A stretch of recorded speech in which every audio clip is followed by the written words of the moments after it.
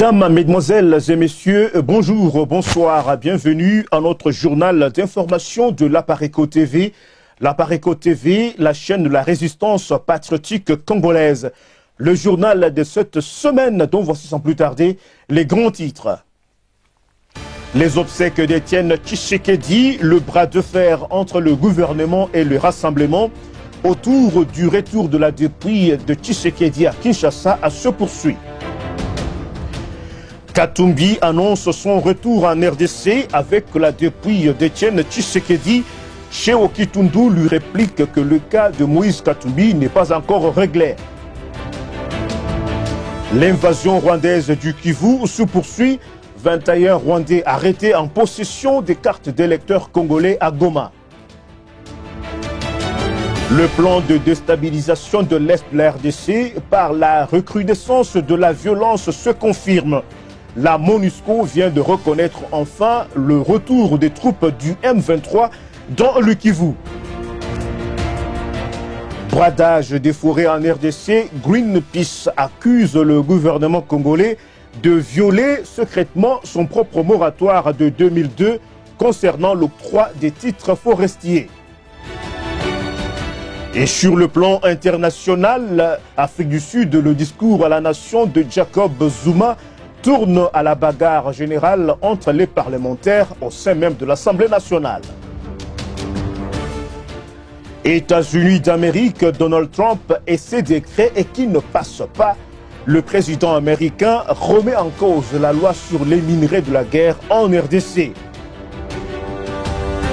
Et enfin, dans ce journal, l'affaire Fillon et la question de la probité en politique.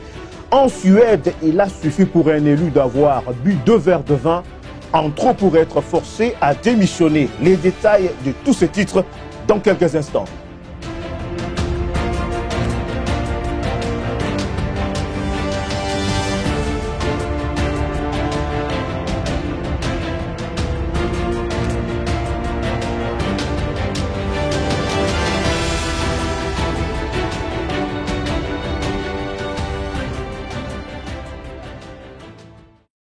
Bonsoir. Les obsèques d'Étienne Tshisekedi, le bras de fer entre le gouvernement et le rassemblement autour du retour de la dépouille d'Étienne Tshisekedi à Kinshasa se poursuit. Le deuil d'Étienne Tshisekedi se poursuit à Bruxelles, loin de Kinshasa. Une messe a été célébrée ce jeudi 9 février dans la basilique du Sacré-Cœur de Bruxelles en sa mémoire en présence de plusieurs centaines de personnes venu lui rendre un dernier hommage. Bien que le gouvernement belge ait mis à disposition un avion pour le rapatriement de la dépouille en RDC du leader de l'UDPS, la date exacte de son retour est devenue le sujet d'un débat politique qui a conduit au blocage. Les joséphistes crient au chantage, les proches du défunt ainsi que son parti politique conditionnent le rapatriement du corps d'Étienne Tshisekedi à la mise en place d'un nouveau gouvernement dans le respect de leurs accords de la Saint-Sylvestre. Ces fameux accords, vous vous rappelez, qui ont validé le glissement tant souhaité par Hippolyte Kanambe alias Joseph Kabila. Il est évident que ce bras de fer fait le lit de Kabila qui se frotte les mains. Je vous le dis, le bras de fer auquel assistent maintenant les Congolais profite à Joseph Kabila. Ce énième blocage qui vient retarder de quelques mois leur processus de mise en place du gouvernement de transition pour préparer les élections apporte de l'eau au moulin de Joseph Kabila. L'imposteur rwandais trouve déjà là un bon prétexte pour justifier le non-respect du calendrier électoral déjà très aléatoire. C'est cette même stratégie qu'il a utilisée l'année dernière en multipliant les obstacles pour démarrer le fameux dialogue devant fixer les élections d'organisation des élections avant fin 2016. Il a ainsi réussi à faire en sorte que le processus électoral ne débute pas à la date du 19 septembre comme initialement prévu. Que le peuple congolais comprenne bien ceci. Tous ceux qui participent directement ou indirectement à l'engrenage du scénario de blocage de leur processus électoral, quelles qu'en soient les motivations, tout cela joue tout simplement le jeu de Kabila et du régime d'occupation. Ne l'oublions pas, pour Kabila et le Tutsi Power, tous les moyens sont bons pour prolonger les délais et rester à tout prix au pouvoir. Katumbi annonce son retour en RDC avec la dépouille d'Etienne Tshisekedi. Cheo Kitundu lui réplique que le cas de Moïse Katumbi n'est pas encore réglé. Dans le bras de fer qui oppose les membres du rassemblement au gouvernement, Moïse Katumbi vient de se faire inviter dans le débat avec sa déclaration fracassante d'accompagner la dépouille de Tshisekedi à Kinshasa. Comme on devait s'y attendre, cette déclaration a provoqué une avalanche des réactions des joséphistes, tant à Kinshasa qu'à l'extérieur du pays. La première réaction est venue du ministre des Affaires étrangères, M. Cheo Kitundu, de passage à Bruxelles. Lors de la conférence de presse tenue avec son homologue belge, M. Didier Reynders, le vendredi 10 février dernier, Cheo Kitundu a affirmé que Moïse Katumbi ne peut pas accompagner la dépouille de Tshisekedi à Kinshasa parce que son cas n'est pas encore réglé par la commission spéciale mise en place pour gérer les cas particuliers des personnalités politiques qui pourraient éventuellement bénéficier des mesures de décrispation du climat politique telles que prévues par les fameux accords de la Saint-Sylvestre. Le perroquet national ne pouvait manquer à son tour une telle occasion. Lambert Mende a réagi avec une pointe d'ironie en remerciant Moïse Katumbi d'avoir mis fin à sa fuite pour rentrer se livrer lui-même à la justice. Car, précise-t-il, Moïse Katumbi n'a aucun litige avec le gouvernement congolais, mais plutôt avec la justice congolaise. Il y a pourtant à peine quelques jours, le même Moïse Katumbi appelait les membres du rassemblement à ne pas faire de son cas un sujet de blocage pour la signature de l'accord de la Saint-Sylvestre. Ses partisans en avaient profité pour le présenter comme le sauveur des accords qui a sacrifié ses intérêts pour le Congo. Mais chasser le naturel, dit-on, il revient au galop. Voilà qu'à peine quelques jours après, le même Katumbi cède à son instinct opportuniste et s'accroche à la dépouille d'Etienne Tshisekedi pour régler son dossier et revenir sur la scène. Mais les Congolais ne sont plus dupes et savent qu'il est grand temps de mettre un terme définitif en RDC aux aventures des personnages sans foi ni loi, prêts à tout pour s'accaparer du pouvoir et des richesses de notre pays. Et toujours dans ce journal, l'invasion rwandaise du Kivu se poursuit. 21 Rwandais arrêtés en possession des cartes d'électeurs congolais à Goma. Le mardi 7 février 2017, 21 Rwandais ont été arrêtés à la frontière de la RDC avec le Rwanda, précisément dans la ville de Goma. Ils ont été transférés à la DGM. Ces intrus rwandais étaient chacun en possession des nouvelles cartes d'électeurs congolais. La CENI confuse réagit hypocritement et déclare avoir ouvert une enquête pour comprendre ce qui se passe. Pourtant, ce phénomène n'est pas nouveau. Il est connu de tout le monde depuis des années. Depuis le scrutin électoral de 2006, la PARECO avait déjà tiré la sonnette d'alarme et dévoilé le processus biaisé du pouvoir d'occupation en RDC qui favorisait l'invasion rwandaise à travers l'opération d'octroi des cartes d'électeurs aux centaines de milliers de citoyens rwandais en RDC.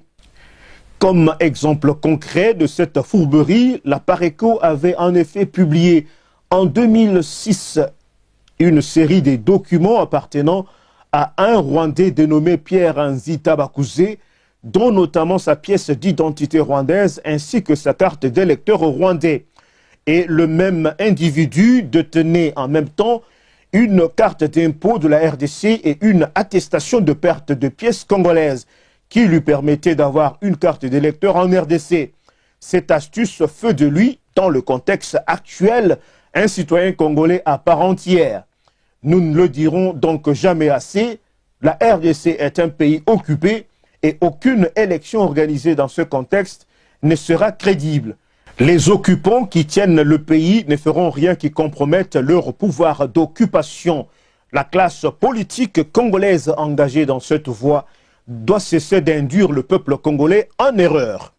Le plan de déstabilisation de l'Est de la RDC par la recrudescence de la violence se confirme. La MONUSCO vient de reconnaître enfin le retour des troupes du M23 dans le Kivu. Le gouverneur Paluku avait donc raison. Le chef de la mission de l'ONU en RDC, MONUSCO en sigle, Maman Sidikou, a confirmé ce mercredi 8 février 2017 devant le journaliste la présence des combattants de l'ex-rébellion du M23 dans la province du Nord Kivu.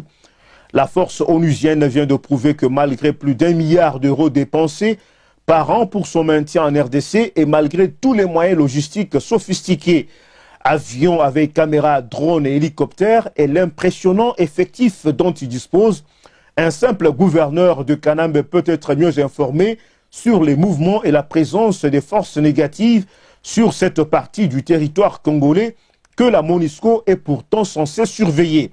Les faits parlent de même une fois de plus. La priorité de la MONUSCO n'est pas celle de veiller réellement sur la sécurité menacée des Congolais. Il appartient aux Congolais d'en prendre définitivement acte et de ne compter que sur eux-mêmes pour libérer la RDC.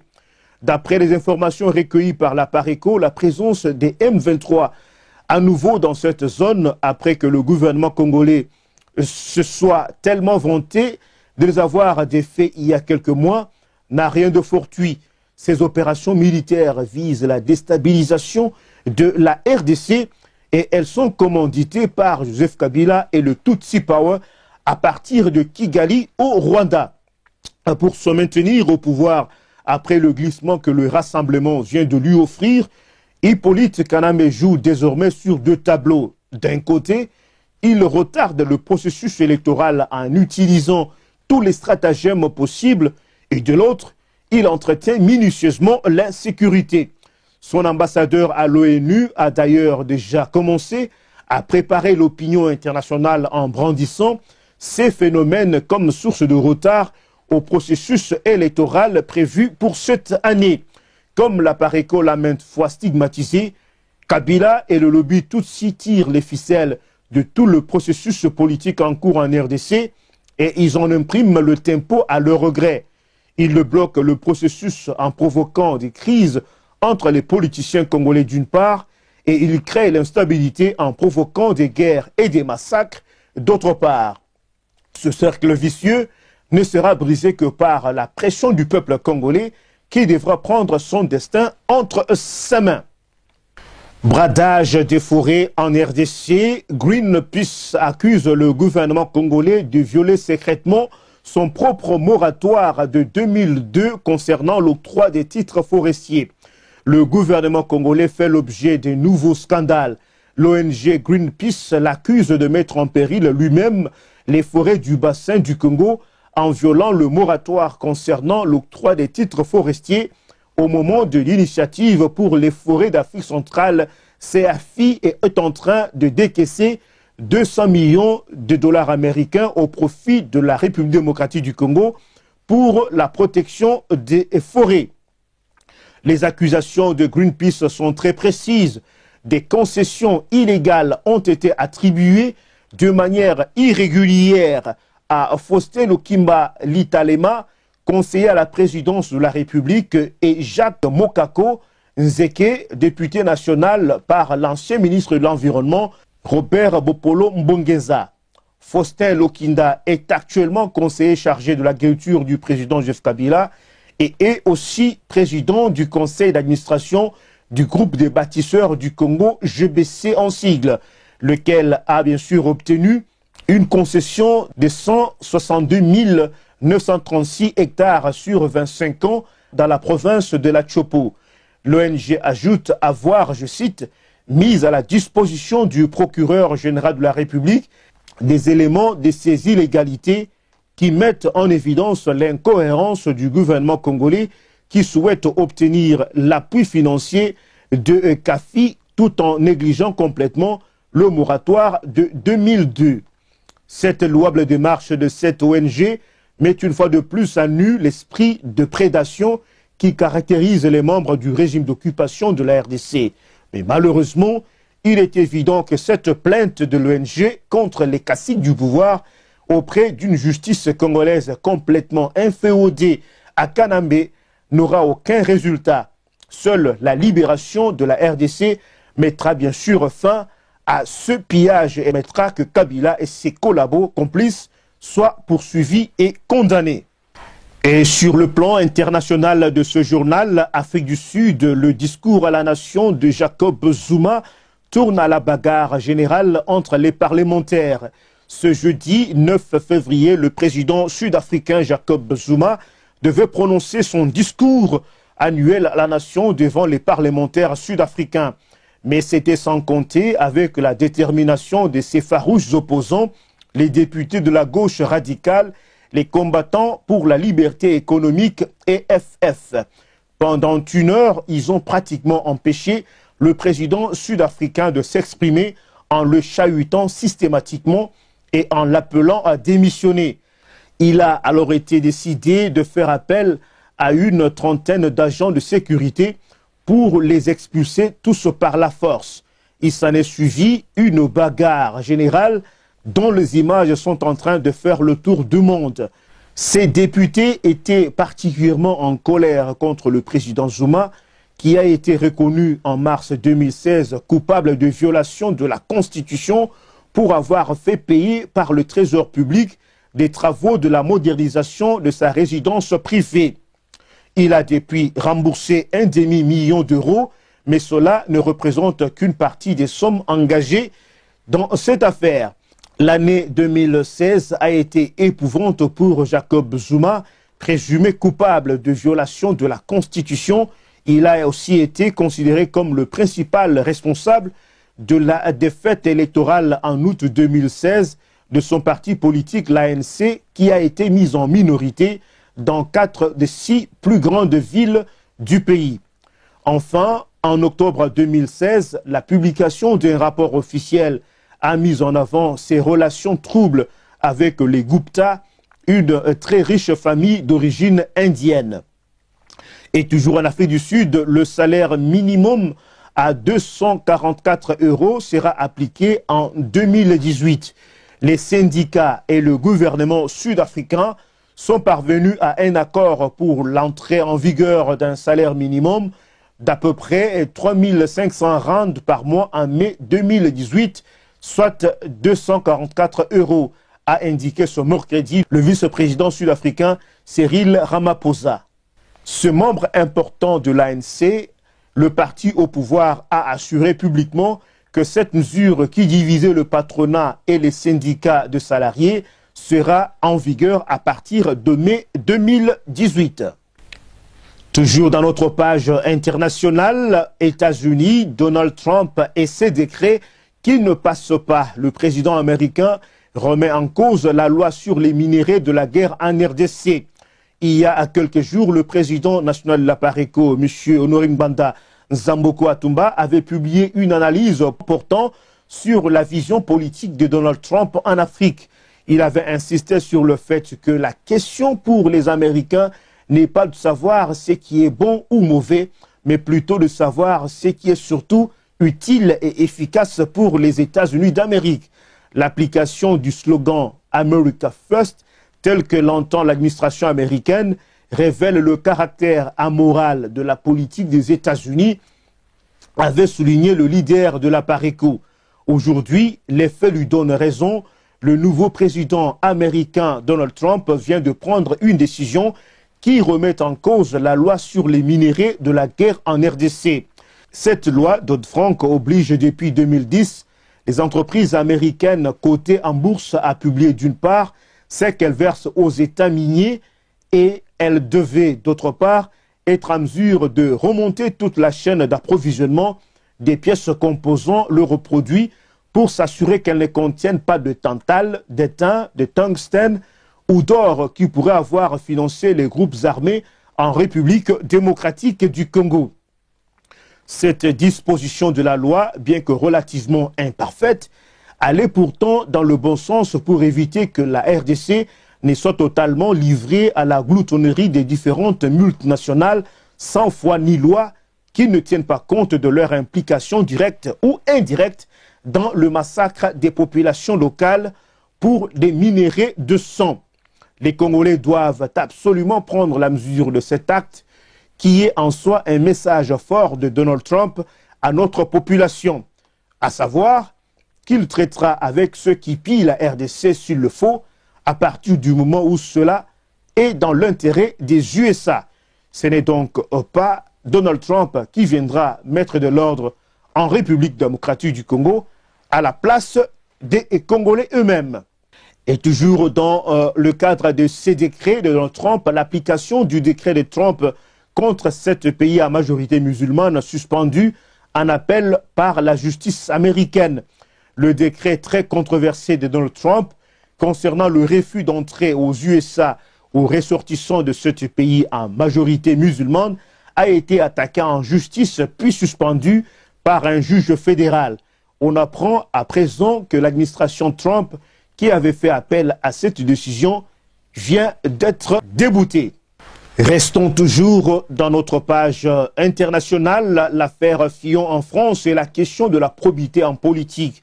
En Suède, il a suffi pour un élu d'avoir bu 2 verres de vin en trop pour être forcé de démissionner. L'affaire de présumé emploi fictif dont le candidat Fillon, François Fillon, aurait pu faire bénéficier de son épouse et de ses enfants n'est pas encore close et continue d'alimenter les conversations. Au-delà de cette affaire Fillon, c'est la question de la probité politique qui est posée. Ailleurs en Europe, un pays est souvent cité en exemple pour l'honnêteté de ses dirigeants et sa rigueur en matière de probité. Il s'agit en effet, bien sûr, de la Suède.